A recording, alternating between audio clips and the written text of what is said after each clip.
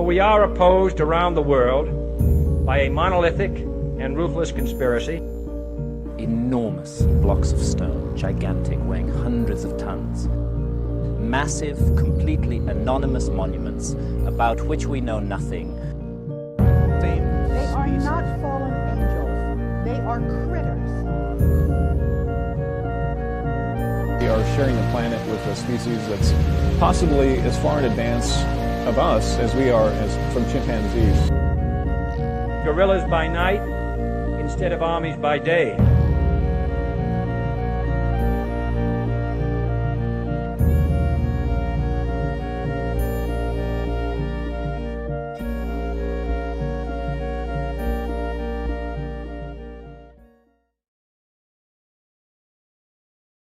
We welcome Peter Levenda back to the bunker. Peter, good to talk with you again.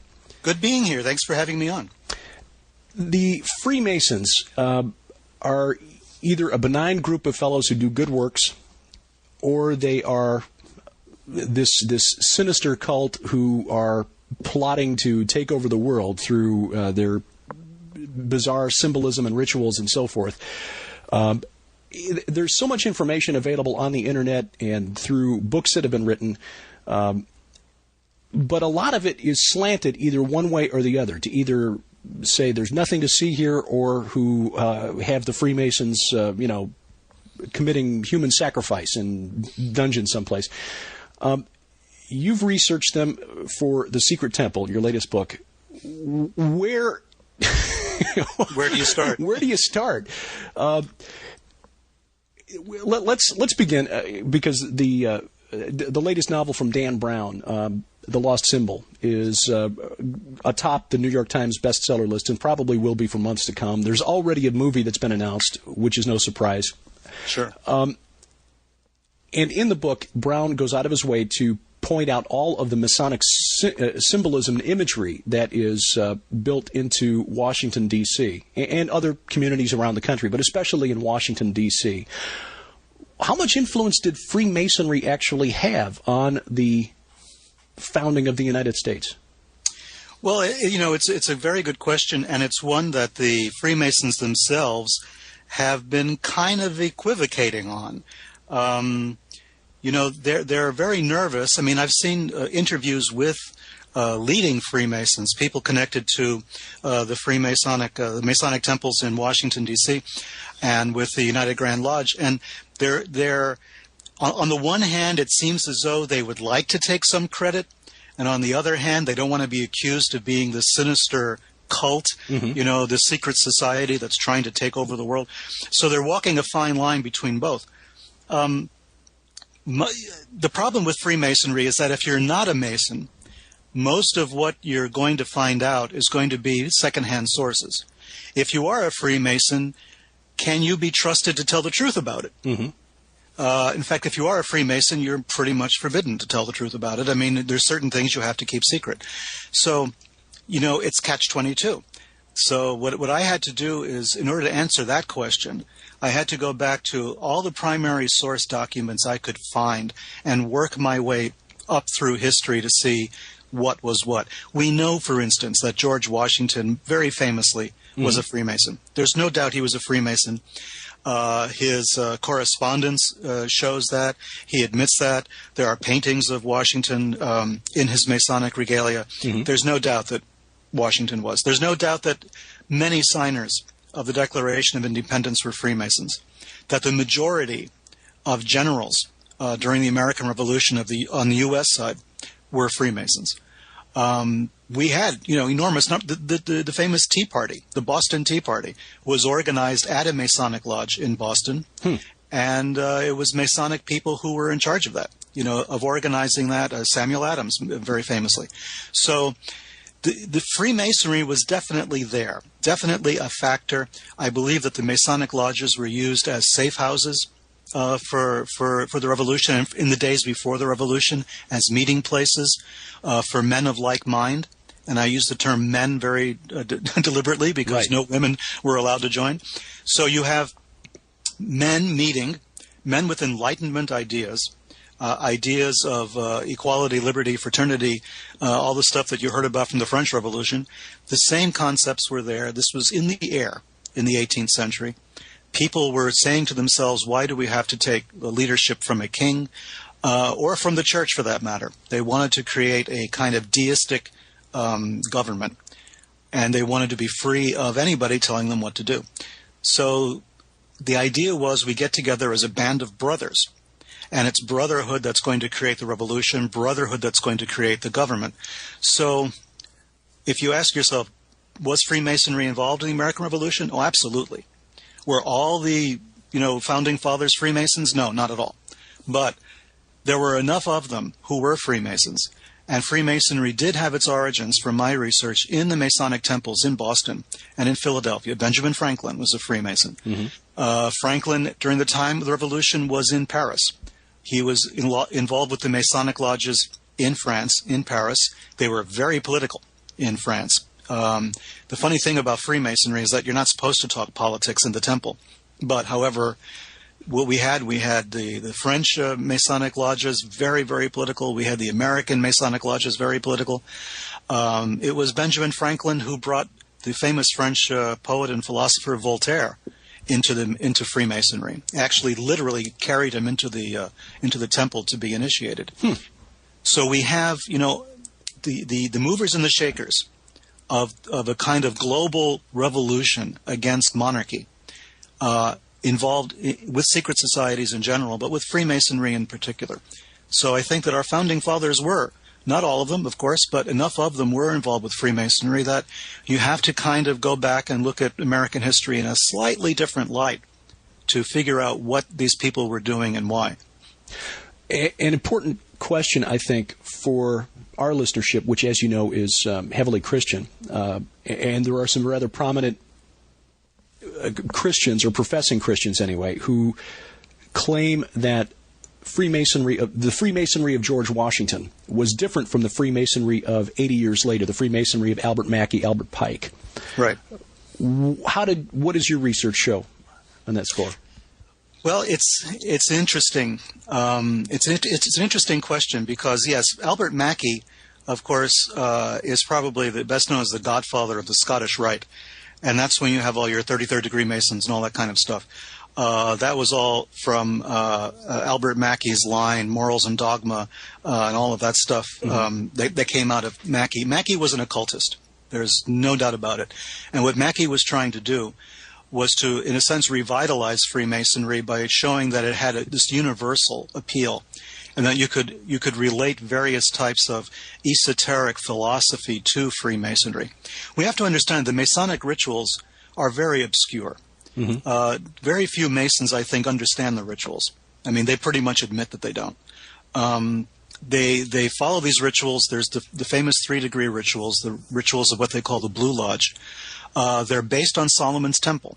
They're based on a kind of enactment, a visualization of Solomon's Temple, which is something I get into in the book because I think that's important. It has connections with Qumran, the Dead Sea Scrolls, even Jewish mysticism, Merkava mysticism, that sort of thing. So there was that idea that a Masonic temple was the recreation of Solomon's Temple. Okay. But then when Mackey gets involved, then Mackey draws in all of these other associations, including, references to Lucifer and Satan and everything, that suddenly turned that kind of Masonry into something else entirely. Of course, he also brought in the Knights Templar, which was already being brought in by the French, and they were trying to show an association with the Knights Templar and the Freemasons.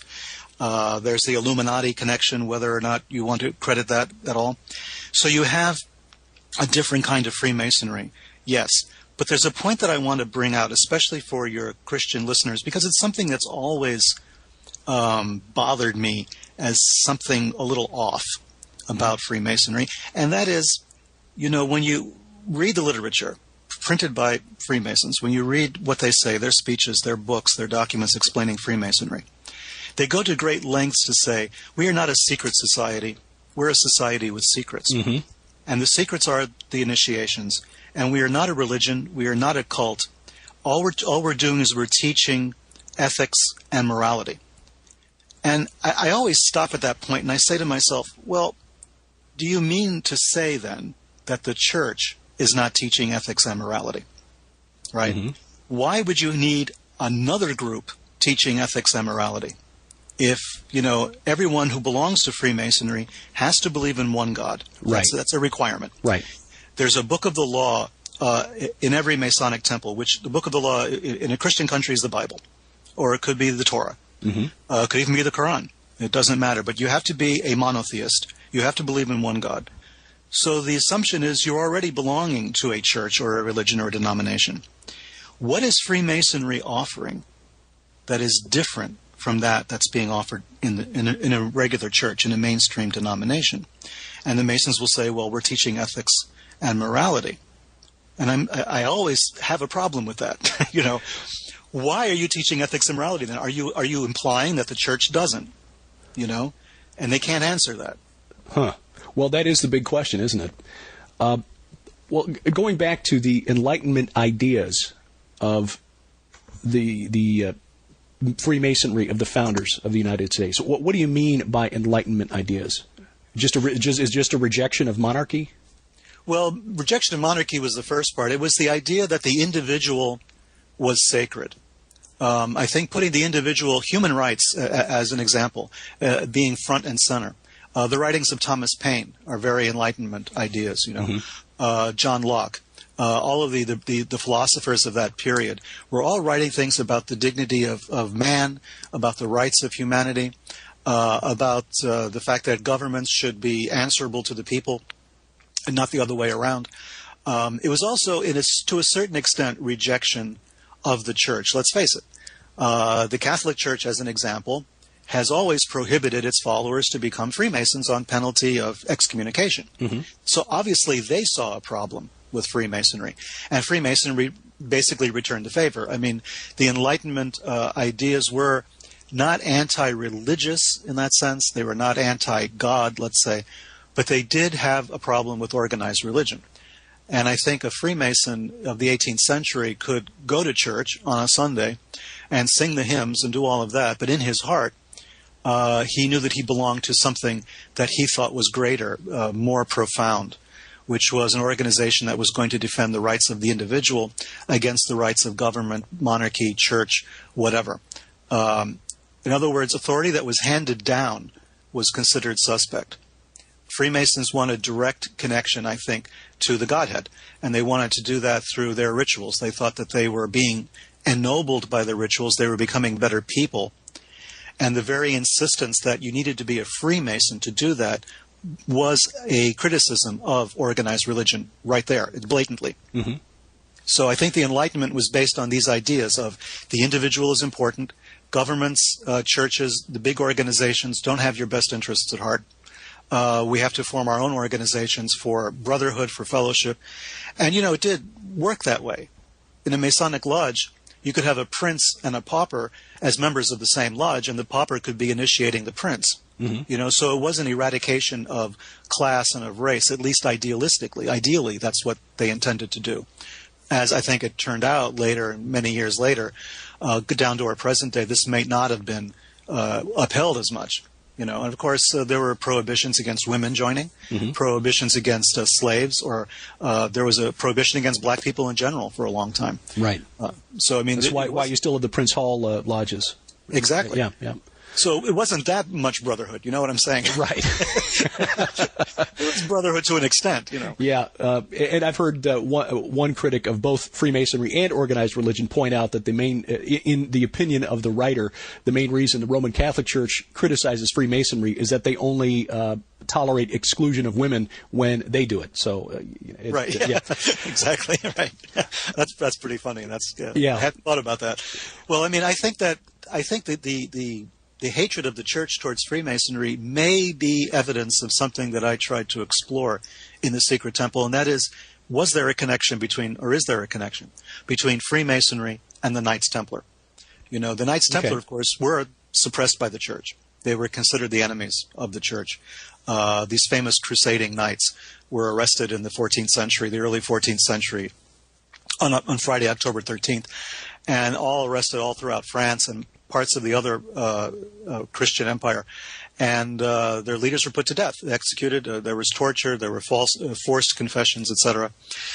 And I think that the Freemasons identified themselves at a certain point with the Knights Templar. Mm-hmm. And many Masonic historians say that's nonsense. There's no connection. But then why the Demolay Society? Well, hello. Yeah. Hello. But I mean, that's just one thing. I started looking at the documents, and the arguments that the Freemasons give are kind of silly. They say that Freemasonry didn't start until 1717 in London with the formation of the United Grand Lodge. Well, that's not true. Elias Ashmole, for instance, the founder of the Ashmolean Museum, a member of the Royal Society, was initiated into Freemasonry 100 years earlier than that. Almost.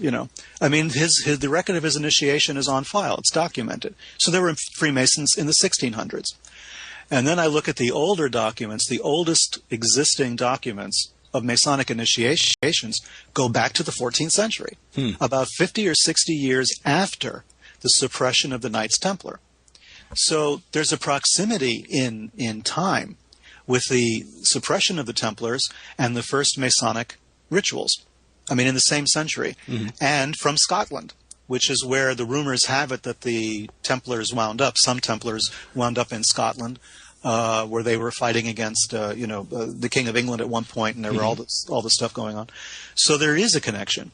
And I think there really is. And I think that might be part of the reason why there is this tremendous hostility between the Freemasons and the organized Catholic Church, is a recognition that these are survivors of the Templars.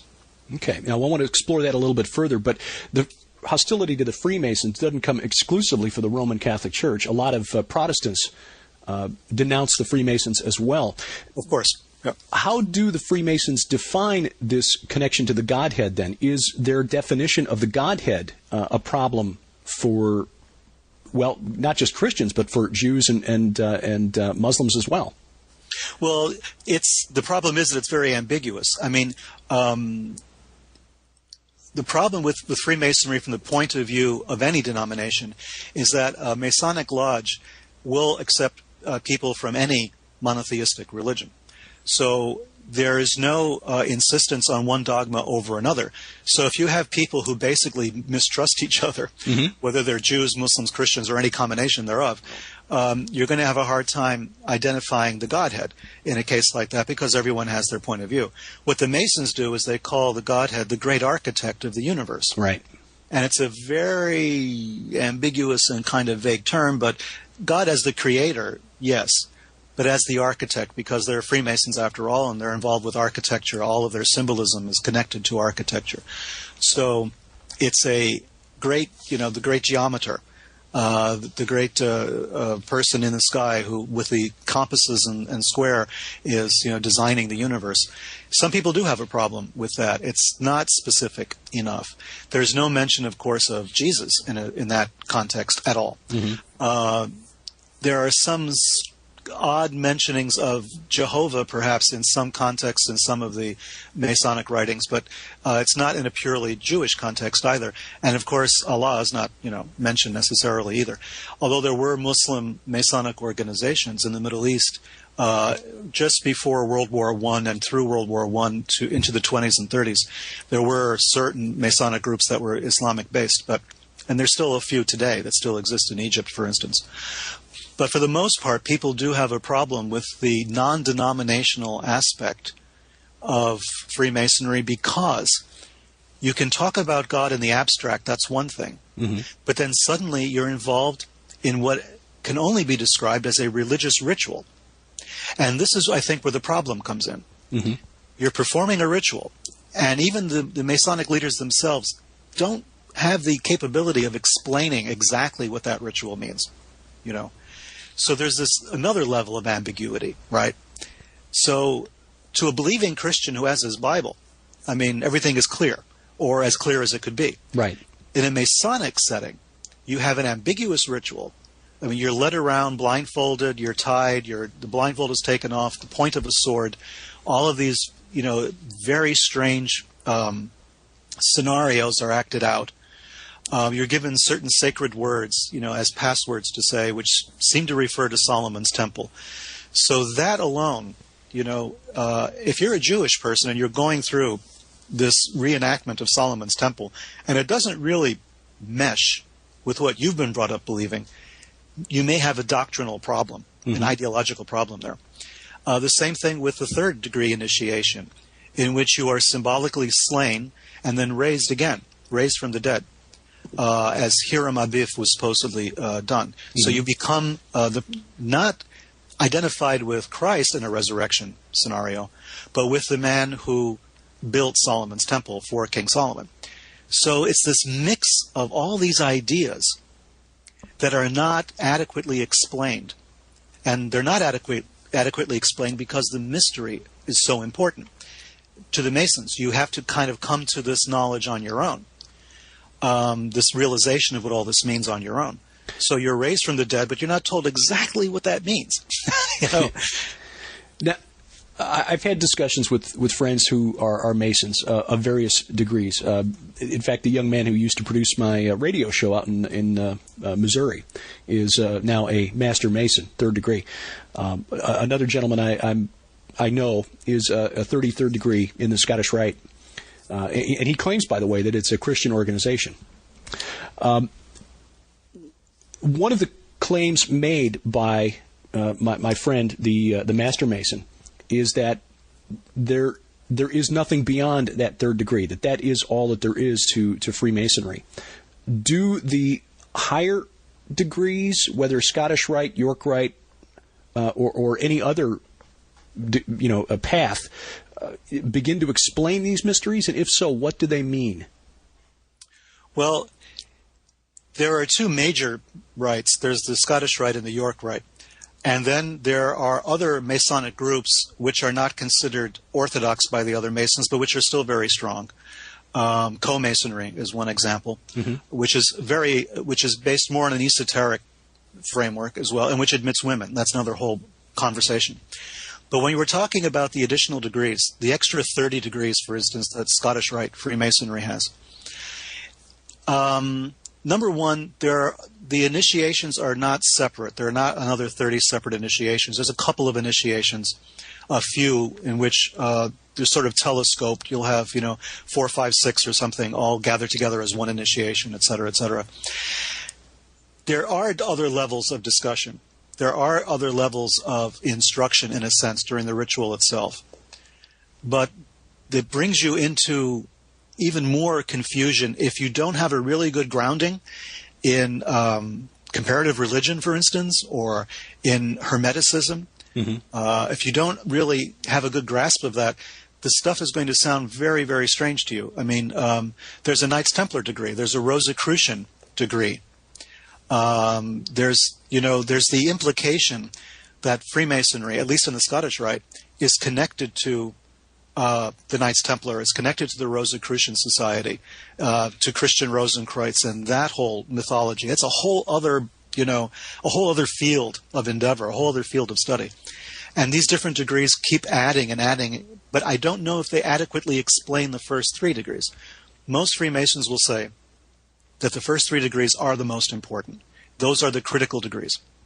And at the same time, they will say that Freemasonry itself is only the outer court or the porch in front of the temple.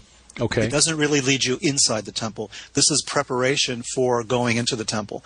So it's mystery built on top of mystery, built on top of mystery, using mysteries to explain other mysteries.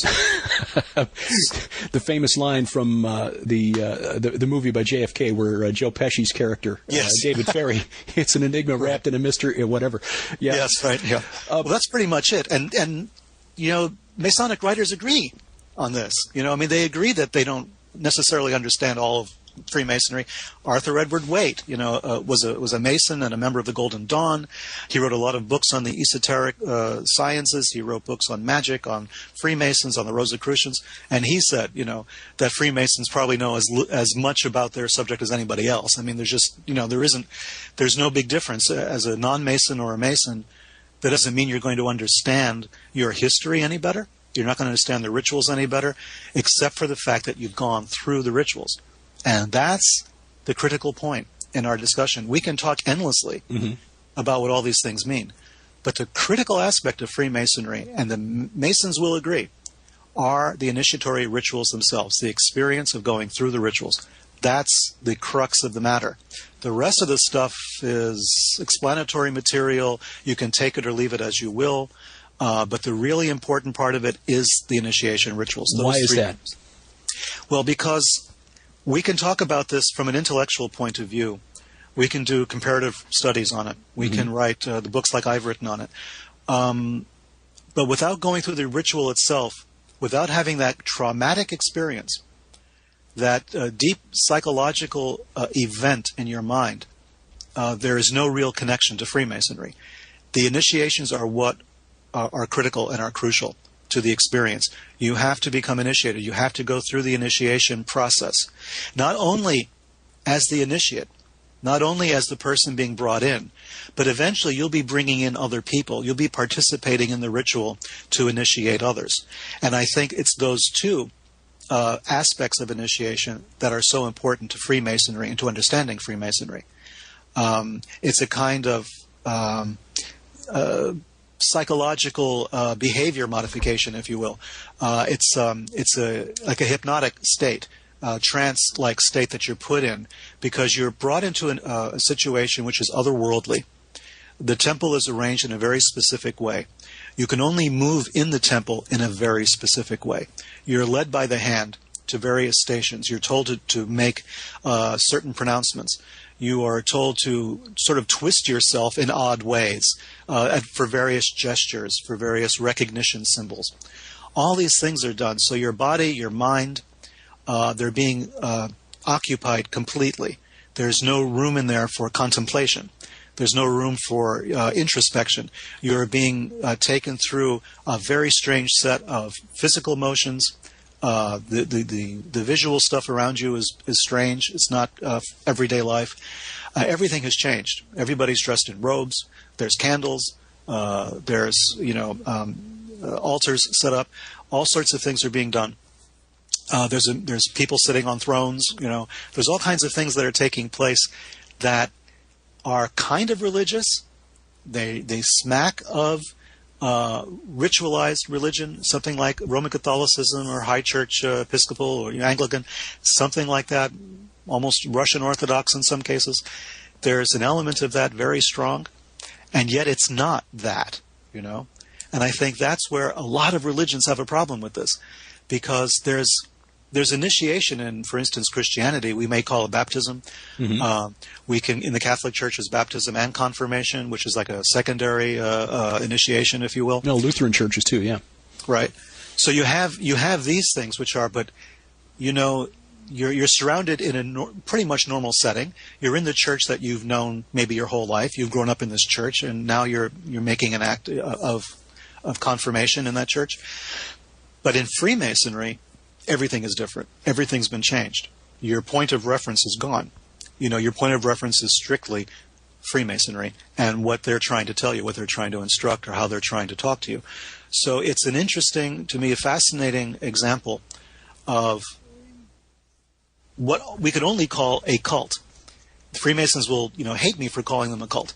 As far as they're concerned, they're just a bunch of nice guys. And maybe they are. And I think in general, probably 85-90% of Freemasons that you'll ever run into are people who just, found themselves fulfilled in some way through Freemasonry. They enjoy the social networking. That's very important. And they really don't pay much attention to the history or to the ideological conflicts that would exist. They just don't care. They go through what they have to go through, and they're part of a group, and they feel like they belong to something, something exclusive.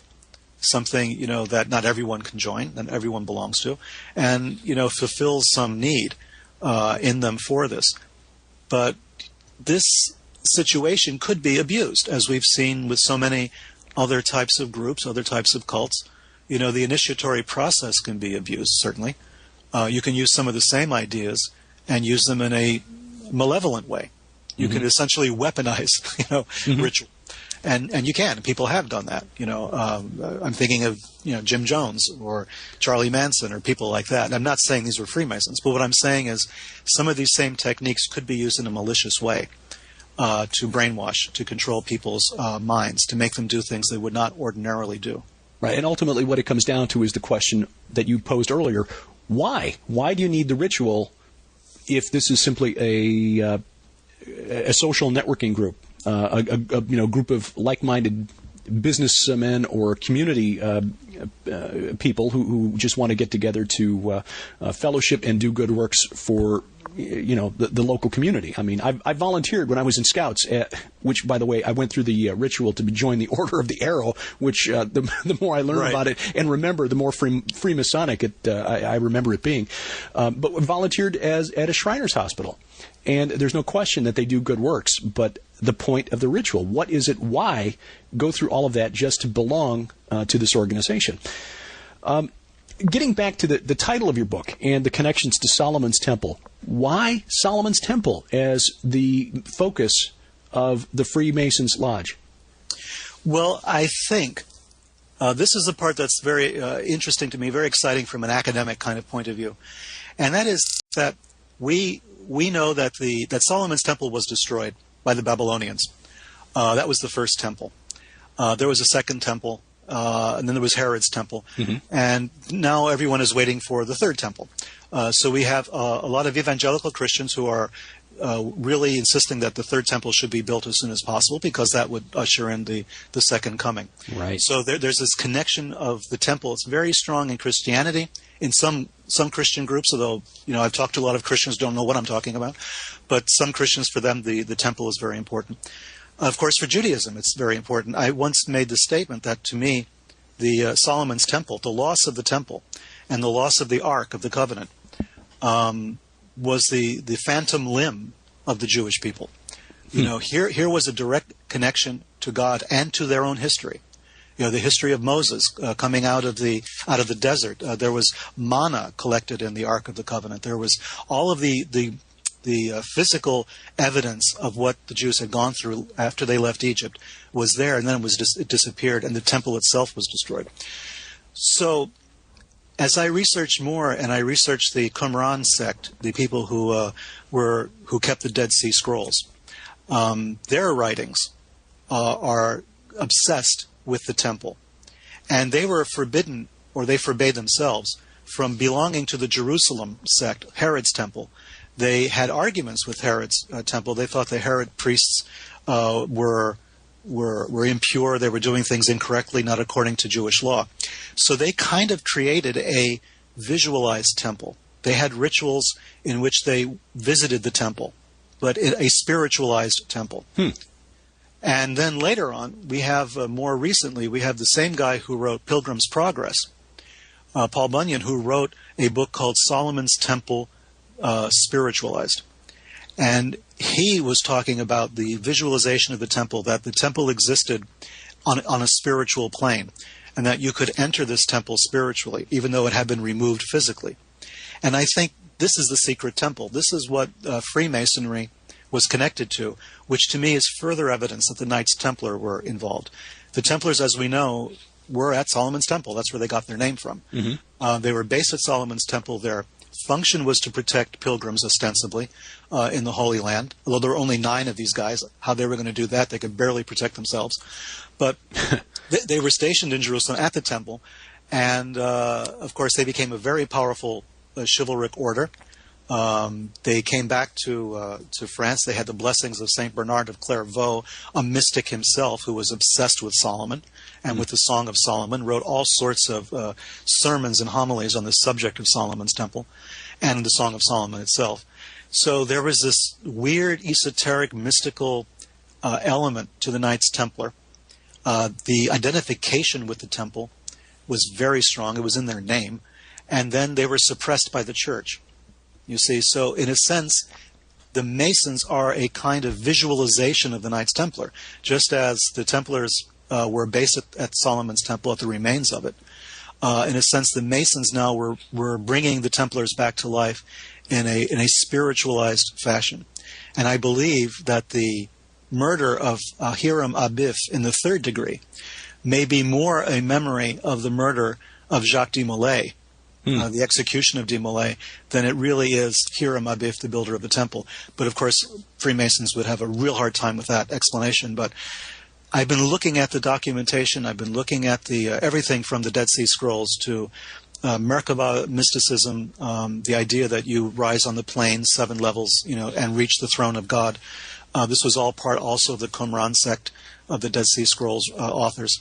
So I see that the temple is crucial to an understanding of Freemasonry, and I think that their understanding of the temple is important. We need to understand what they think, the temple represents. Speaking of the temple now, anyone who's read the Old Testament can read the description of the 2 pillars outside the temple. Is it Boaz and Jachin? Jachin and Boaz. Jachin and Boaz, which are mirrored in Freemasonic lodges all around the world. Absolutely. What do those 2 pillars represent?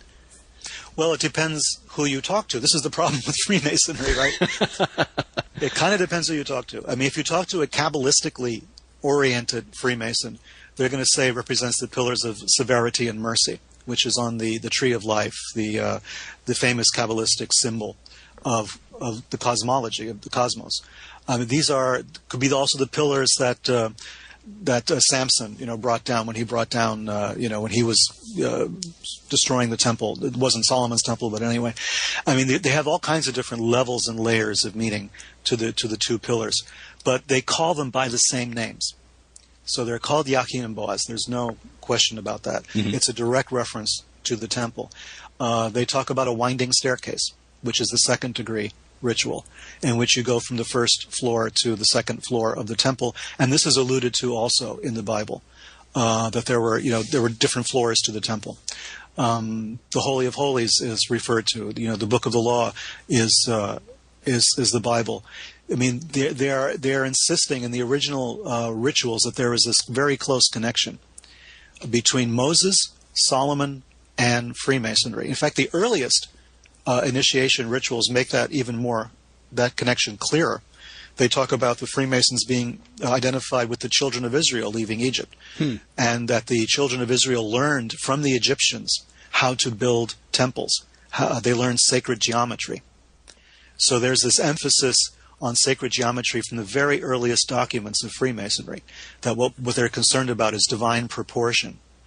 If you read the accounts by architects, modern-day architects, of how Chartres Cathedral in France, for instance, was built, a Templar cathedral, we might say, a cathedral built at that time, you will see the various stages of the work progressed in the hands of masons who had in their possession rulers that were considered sacred. The measurement was considered sacred, and you passed down from father to son your measuring stick, because that measuring stick was the key to building the temple. And all you needed was that measuring stick and a very rudimentary compass.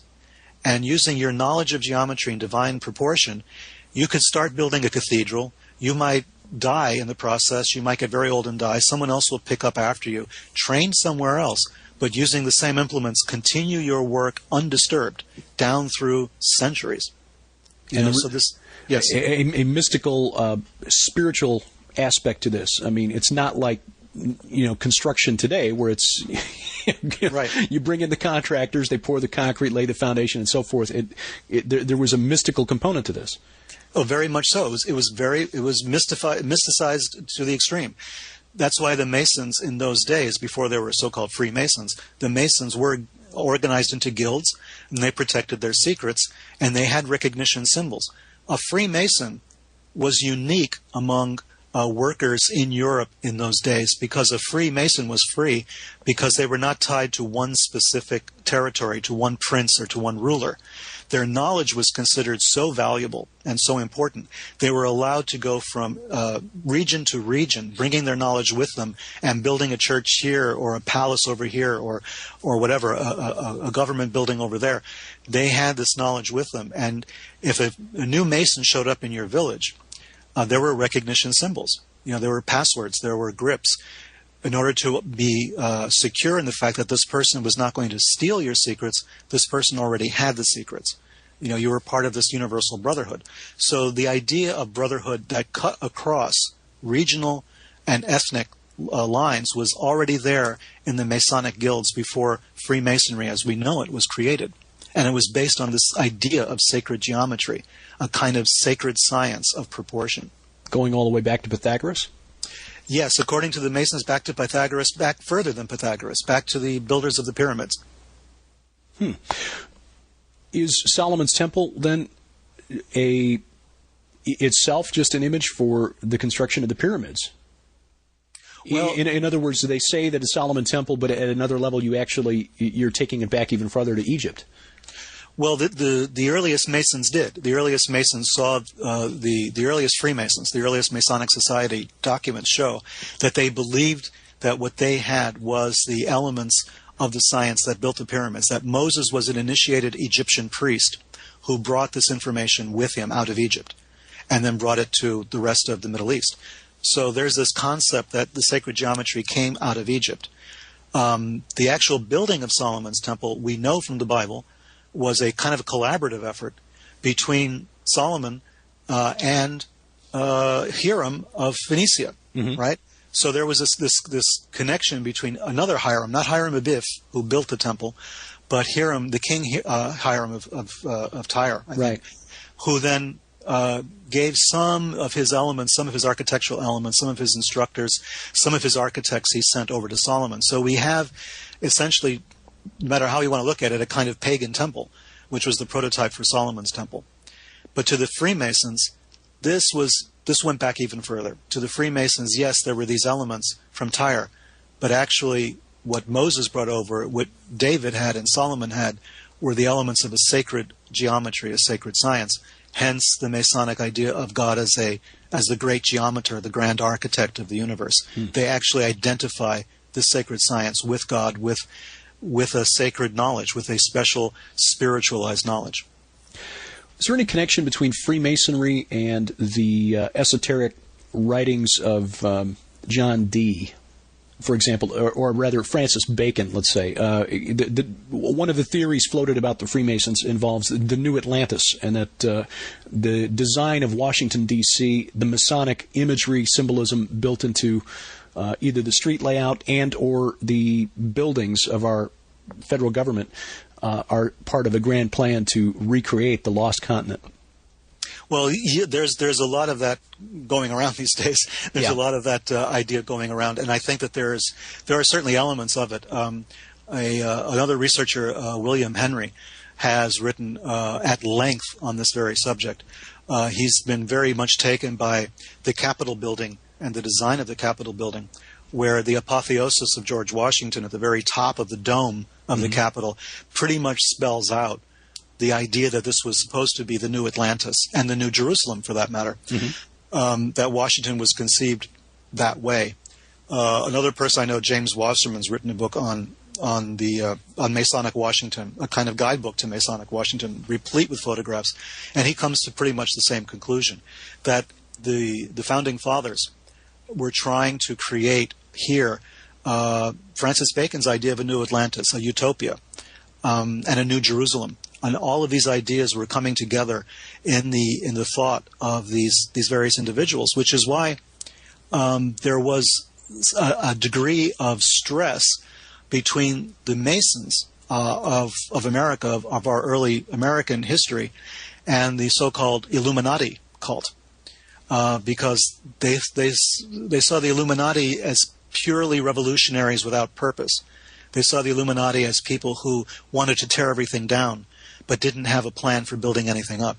So there was a kind of tension between the two. And George Washington himself repudiated the Illuminati. Thomas Jefferson was fascinated by them. He read whatever he could about them. But I think he also, although he had some, I think, a grudging admiration for some of the basic ideas of the Illuminati, he realized that what they were trying to do was take over Freemasonry, for their own ends, and use Freemasonry as a kind of revolutionary, network of cells that we would call, like terrorist cells, we would call them today, to create just general anarchy. So whether that was true or not, of course, historians will disagree. But and it's important to point out that we don't think Thomas Jefferson himself was a Freemason. Franklin was, of course, and Washington was. John Adams was not. But they all pretty much had sympathy for each other's ideas, none of them seem to have sympathy for the Illuminati. The pillars, according to Bacon, then, how would they factor into his imagery of the New Atlantis? Wow, that's a very deep question, and a very specific one. Let me think for a second. Well, I mean, is it something as simple as Atlantis, according to Plato, being just located beyond the Pillars of Hercules? If you could look at it that way, that the pillars represent, the Pillars of Hercules, and that Atlantis, of course, lies outside. When we look at the Hebrew, the way the Masons translate Yakin and Boaz, it's Yakin is usually translated as "he shall establish," and Boaz, "in it is strength." However, it's still a little ambiguous, in terms of real, genuine Freemasonry. They're trying to just duplicate the temple. If we think of Francis Bacon and his idea of the New Atlantis, then you can look at the pillars that way, that this is a sign that we're talking about a New Atlantis. It's interesting because there was an alchemist, a Welsh alchemist, very famous alchemist called Thomas Vaughan. He was very influential in the 18th century, around the time that we're talking about. And he made a very strange pronouncement about America. And this is the first thing that it struck me when I was reading Thomas Vaughan. He said, "It is in nature as it is in religion. We're still hammering old elements, but seek not the America that lies beyond them." And I thought, how bizarre for someone like Thomas Vaughan, a very famous alchemist, someone who wrote about Kabbalah and the alchemy in particular, especially, it might have been said, biological alchemy, which is the rumor that's gone around that he knew something of certain physical practices that would lead to greater enlightenment or greater understanding. And here he is writing about America, which was not very well known when he was writing about it, and talking about America in a mystical sense. That as an alchemist, he is searching for the America that lies beyond the general chemical composition of material, the combination of metals. He says there's like a philosopher's stone. There's something more sacred beyond this, and we're calling it America. Was he referring then to America, the nation, or is there something else from which that lend its name to this continent? Well, I mean, there have been questions for years as to where and how America actually got its name. Oh, yeah. I mean, and if you believe the Amerigo Vespucci story, I have a bridge in Brooklyn I can sell you. Exactly. Yeah. I think when Vaughan was writing, he was using America in a metaphorical sense. Obviously he was. But I think he meant America. I think he saw America as this new Atlantis, as this promised land. And I think that he was making an equation between this new Atlantis and the philosopher's stone of alchemy, the stone that can change base metals into gold, the stone of transformation. And remember that Freemasonry calls each man a stone, a rough stone, the rough ashlar as they call it. And it's the purpose of Freemasonry to perfect that stone. So I think Thomas Vaughan was putting all of this together and seeing all of the connections there. Freemasonry as a kind of alchemy, a kind of a way to look for the philosopher's stone in each person, to transform that person to something higher, to a different element, a different metal. Beyond the geometry of Washington, D.C., and the symbolism built into some of our federal buildings, what influence has Freemasonry had on the history of the United States? Well, you may recall, people, I don't know if Dan Brown has covered this or not, because I have not yet read his book. I have a problem with Dan Brown. I'll go into that later. But it's a slight issue I have with him on certain things. But there was the famous Morgan affair. Mm-hmm. And the Morgan affair is a fascinating time. It's in the 19th century now. It's right after the War of 1812 is finished. And now there's this scandal that breaks out in upstate New York.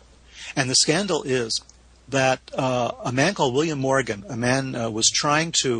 he was a printer, and he was going to publish a book which would reveal the initiations of Freemasonry. The Freemasonic rituals would be published in his book. And the Masons objected to it. They tried to stop it. He insisted he was going to do it. He was a Freemason. I don't know if he was third degree, but he was at least first, if not second degree. And so he was going to publish the book. They tried to stop him. They had him arrested on some trumped-up charge. And then Morgan disappears.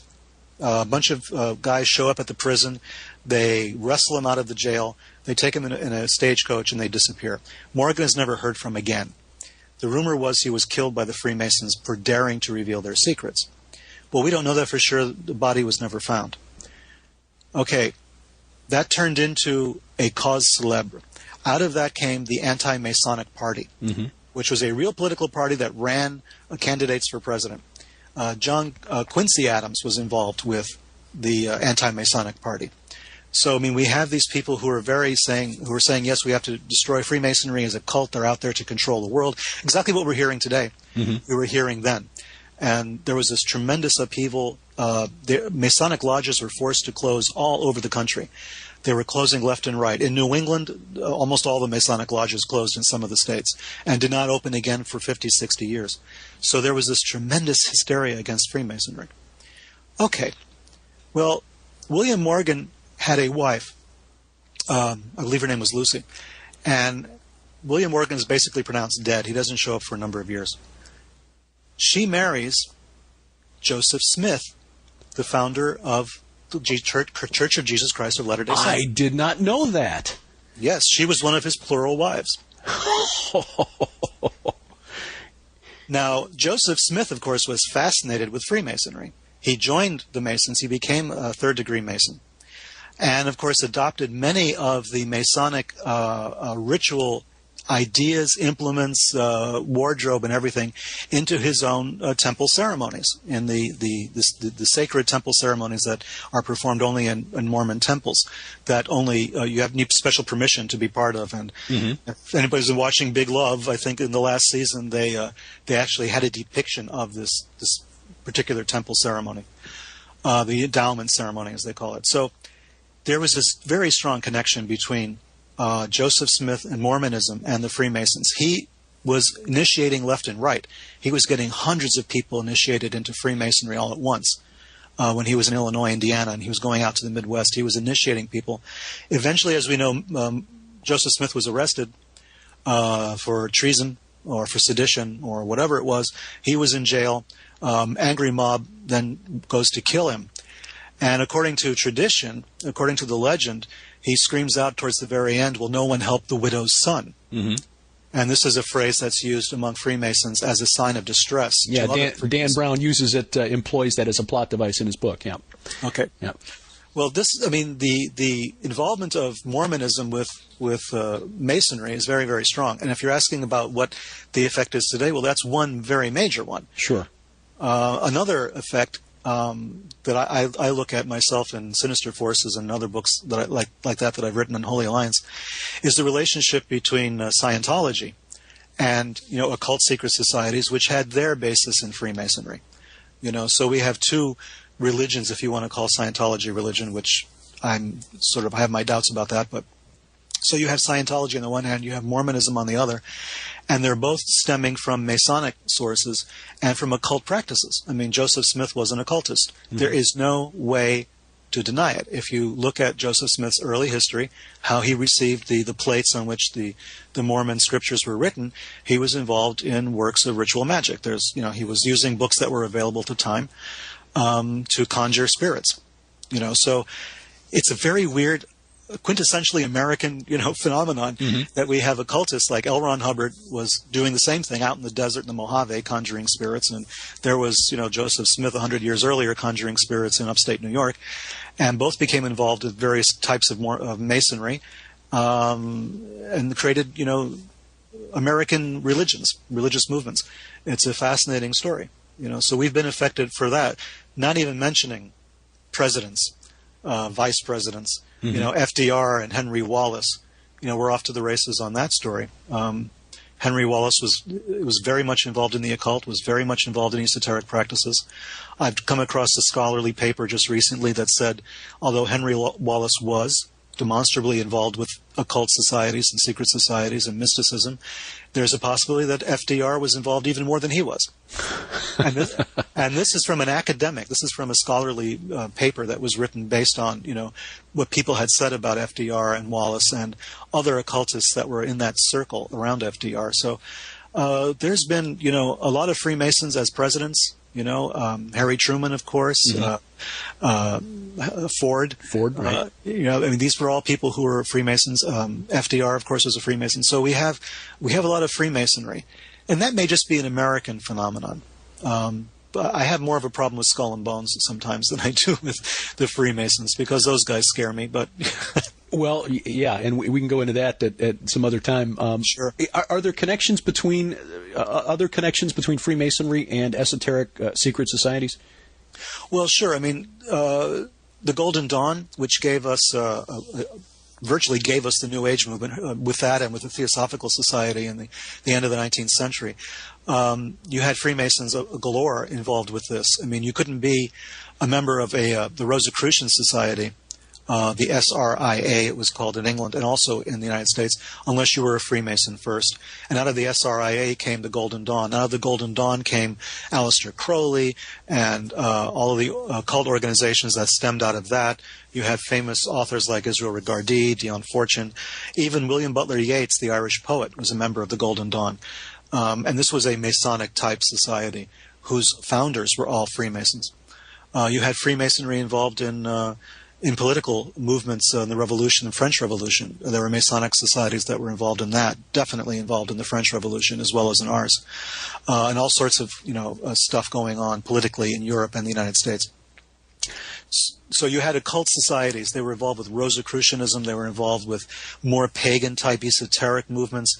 But definitely there is this idea. In co-masonry, you have a kind of esoteric branch of that where they're involved in a more ritualistic and more magical approach to Freemasonry than the standard Freemason. So you have every kind of coloration. Trying to get your mind around all of the various flavors is a real challenge. Oh yeah.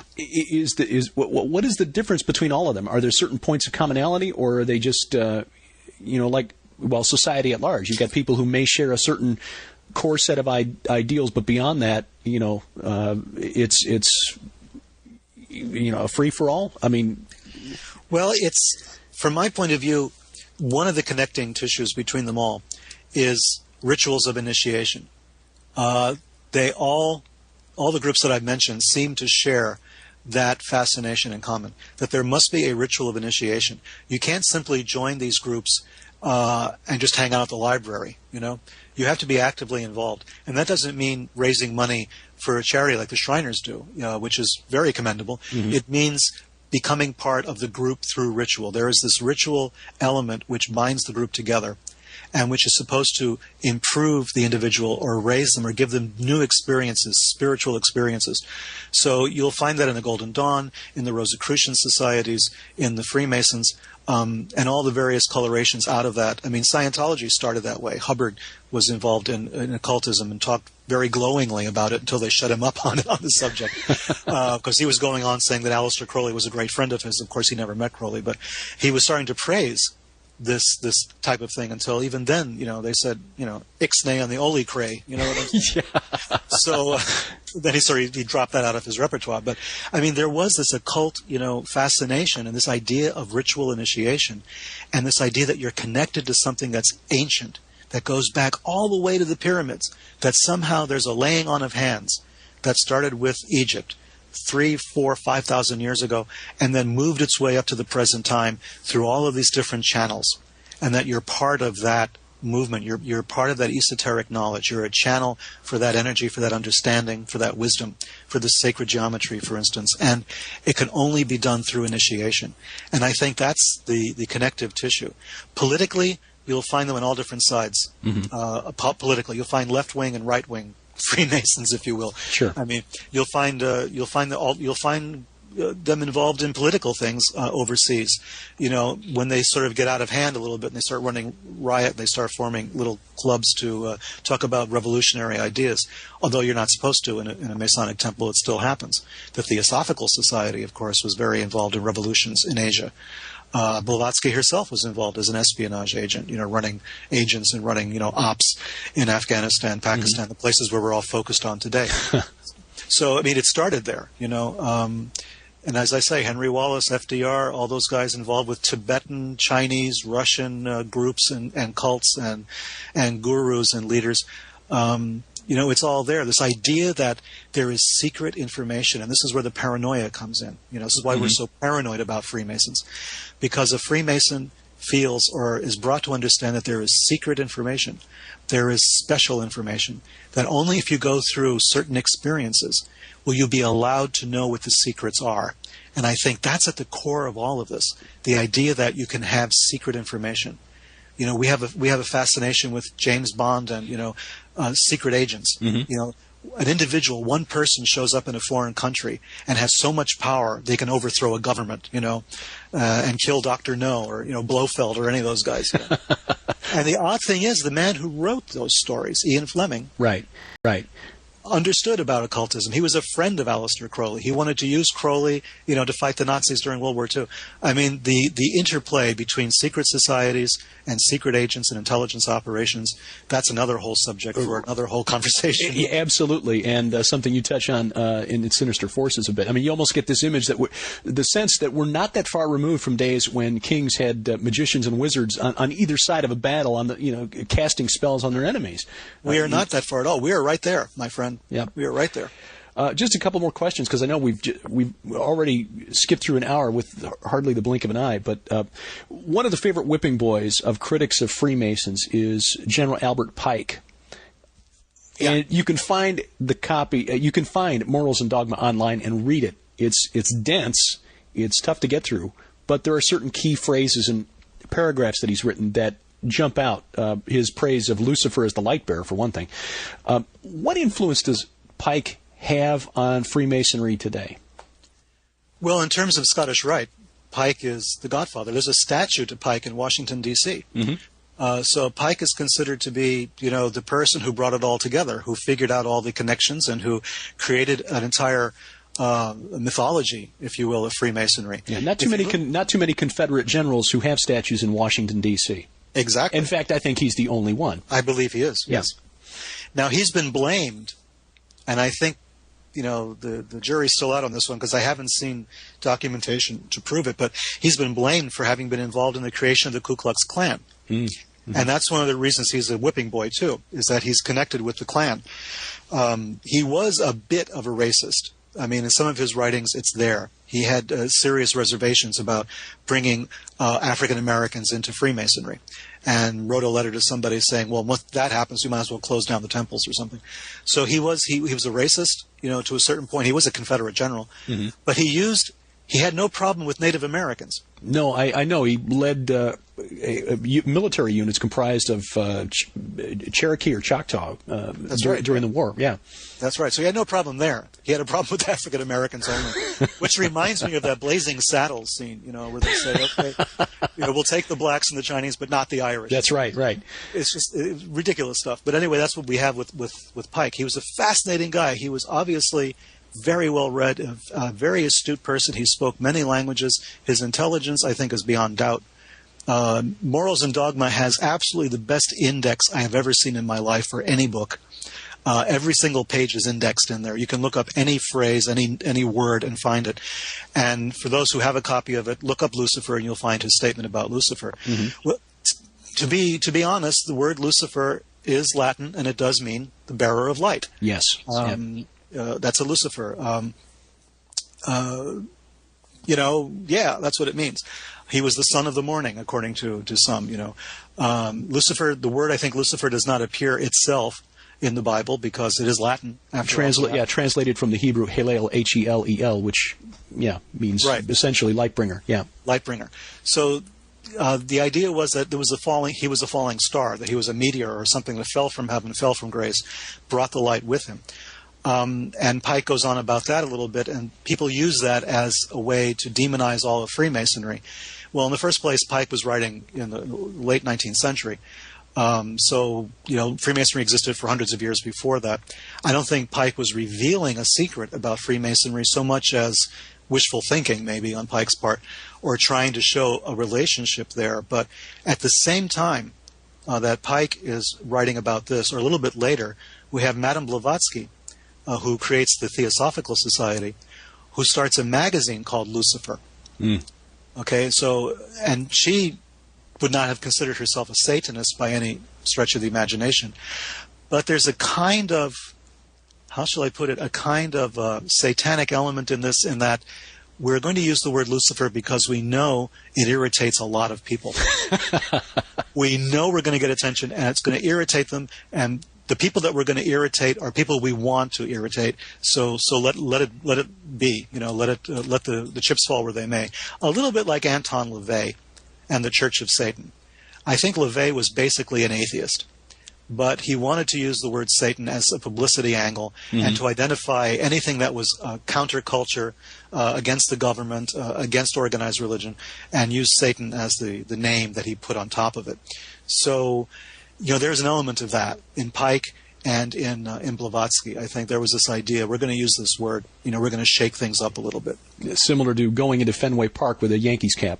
Yeah, exactly. Yeah. Except that might be a little bit more dangerous. More dangerous, right. Yeah.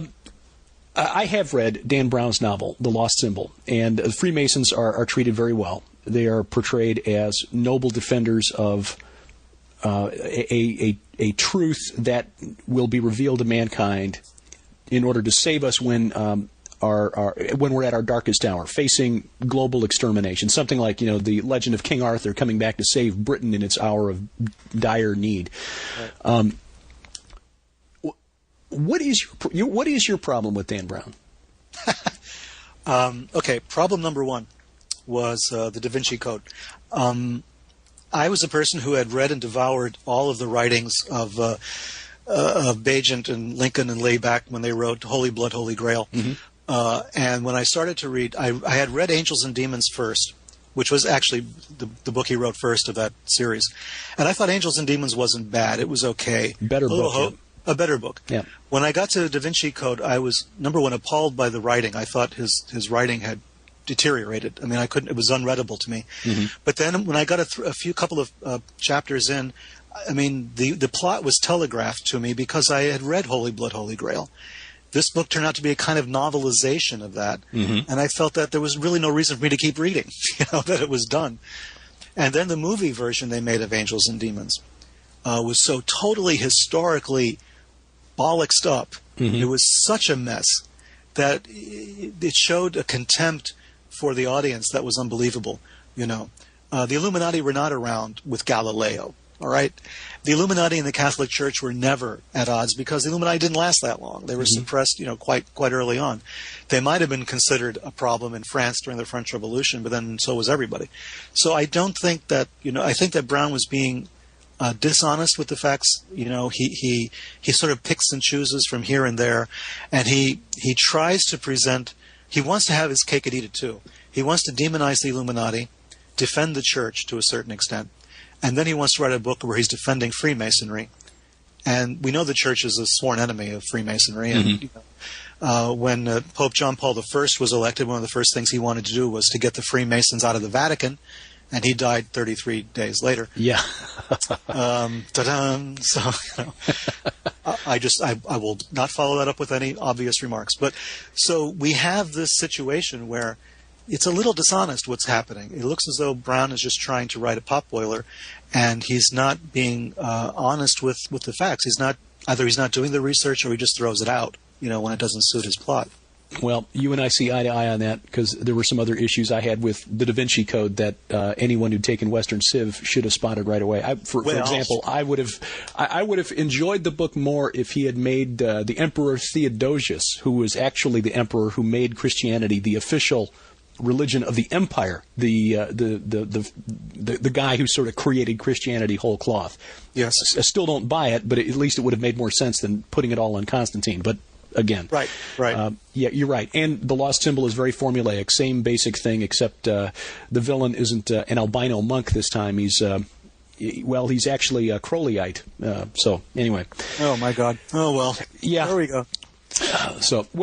Fascinating, and I look forward to reading The Secret Temple to get into it. And again, I know we've only scratched the surface, but in the interest of making this a reasonable length for those who've downloaded this podcast, we will close it here. Again, The Secret Temple: Masons, Mysteries, and the Founding of America by Peter Levenda, published by Continuum, available through Amazon.com or any other online bookstore. And as we've said before, we highly recommend Peter's other writings: Unholy Alliance, the Sinister Forces set, and again, add The Secret Temple to that wish list with Christmas on the way. Maybe time to add that to your library. There you go. Peter, again, appreciate your time, appreciate your research and your writings, and as always, a fascinating conversation. Thanks very much, Derek. Hope to do it again soon. A link to the Amazon page for Peter's book, The Secret Temple, will be in the show notes at pidradio.com. And we recommend following the link there to his other books, especially Sinister Forces, the 3-volume set, which might well be called the 6 Degrees of Charlie Manson. Essentially, there's more going on than meets the eye in Washington, D.C., and it's not all tied to the Freemasons. Thanks for listening. This is A View from the Bunker.